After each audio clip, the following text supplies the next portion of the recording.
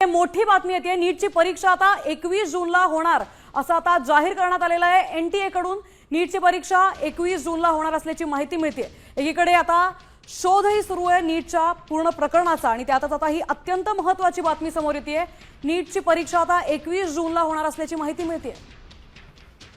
अनेक विद्यार्थी यासाठी अभ्यास करत असतात, वर्षानुवर्ष प्रयत्न करत असतात आणि आता तीच तारीख जाहीर झालेली आहे। नीटची परीक्षा आता 21 जूनला होणार आहे।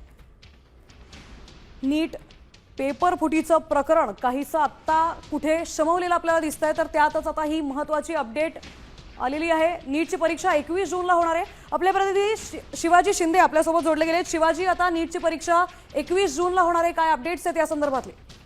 श्रद्धा, काल रात्री एनटीएच्या कार्यालयामध्ये यावरती पूर्णपणे खल झाला। अनेक अधिकाऱ्यांची मीटिंग झाली होती की नीटची परीक्षा केव्हा घ्यायची, कारण 3 मेचा जो पेपर आहे त्याच्यामध्ये लीक झाला होता नीटचा पेपर। यानंतर देशभरात जो आगडोंब उसळला होता, विद्यार्थ्यांमध्ये जो संताप उसळला होता, त्याला कुठेतरी कंट्रोल करण्यासाठी तारखा जाहीर झाल्या नव्हत्या।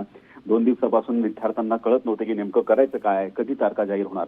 तर आज एनटीएने त्याच्या तारखा जाहीर केलेल्या आहेत। नीट परीक्षा ही 21 ला होणार आहे आणि या सगळ्या संदर्भामध्ये एनटीएच्या अधिकाऱ्यांनी काल एक मीटिंग घेऊन याचा एक फॉर्मॅट तयार केलेला आहे आणि एक पूर्णपणे एक परीक्षा कशी लीक होणार नाही किंवा याचे सगळे जे कठोर नियम आहेत त्याचं पालन करूनच या सगळ्यांच्या तारखा जाहीर केलेल्या आहेत। नवी नियमावली जी आहे ती नियमावली सुद्धा लवकरच जाहीर होईल। त्या नियमावलीवरती काय काय करायचं आहे याचा सगळा एक ड्राफ्ट काल सगळ्या एनटीएच्या अधिकाऱ्यांनी मिळून तयार केलेला आहे।